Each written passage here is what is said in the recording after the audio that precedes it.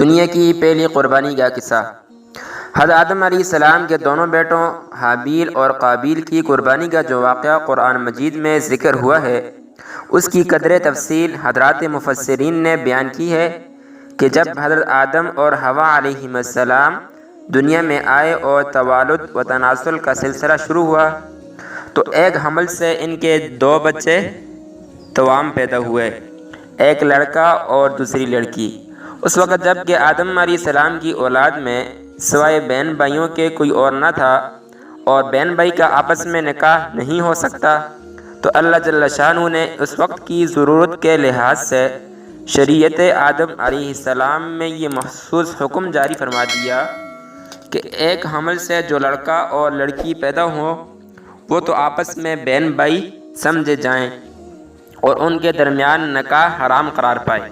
لیکن دوسرے حمل سے پیدا ہونے والے لڑکے کے لیے پہلے حمل سے پیدا ہونے والی لڑکی حقیقی بہن کے حکم میں نہیں ہوگی، بلکہ ان کے درمیان رشتہ ازدواج و مناکحت جائز ہوگا، یعنی نکاح جائز ہوگا۔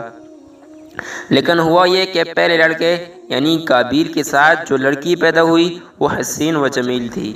اور دوسرے لڑکے حابیل کے ساتھ پیدا ہونے والی بدشکل لڑکی قابیل کے حصہ میں آئی۔ اس پر قابیل ناراض ہو کر حابیل کا دشمن بن گیا اور اس پر اصرار کرنے لگا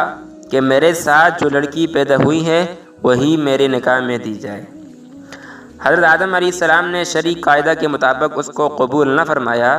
اور حابیل و قابیل کے درمیان رفع اختلاف کے لیے یہ صورت تجویز کی کہ تم دونوں اپنی اپنی قربانی اللہ کے لیے پیش کرو، جس کی قربانی قبول ہوگی یہ لڑکی اسے دی جائے گی،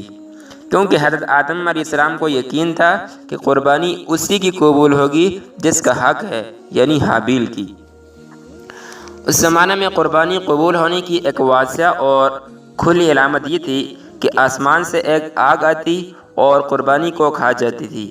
اور جس قربانی کو آگ نہ کھائے تو یہ علامت اس کے نامقبول ہونے کی ہوتی تھی۔ اب صورت یہ پیش آئی کہ حابیل کی بیل بکریاں تھیں، اس نے ایک عمدہ دمبا کی قربانی کی، جبکہ قابیل کاشتکاری کرتا تھا، اس نے کچھ غلہ گندم وغیرہ قربانی کے لیے پیش کیا، اور ہوا یہ کہ حسب دستور آسمان سے آگ آئی اور حابیل کی قربانی کو کھا گئی اور قابیل کی قربانی جوں کی توں پڑی رہ گئی۔ اس پر قابیل کو اپنی ناکامی کے ساتھ اپنی رسوائی پر غم و غصہ اور بڑھ گیا،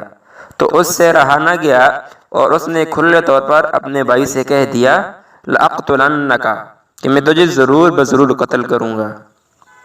الغرض یہ واقعہ تو الگ ہے، لیکن اس واقعے سے قربانی کی تاریخ کا پتہ چلتا ہے کہ آدم علیہ السلام کی شریعت میں یہ قربانی متعارف تھی اور قرب خداوندی کا ذریعہ بھی سمجھی جاتی تھی۔ آیات قرآنیہ سے معلوم ہوتا ہے کہ قربانی ہر امت کے لیے خداوند تعالیٰ کی طرف سے ایک حکم کے طور پر مقرر کی گئی تھی، جس طرح سورہ حج کی دونوں آیتوں سے واضح ہوتا ہے وَلِكُلِّ أُمَّةٍ جَعَلْنَا مَنسِكًا لِيَذْكُرُوا اسْمَ اللَّهِ عَلَى مَا رَزَقَهُم مِّن بَهِيمَةِ الْأَنْعَامِ، اور ہر امت کے واسطے ہم نے مقرر کر دی ہے قربانی کہ یاد کریں اللہ کا نام ذبح پر چوپایوں کے جو ان کو اللہ نے دیے ہیں۔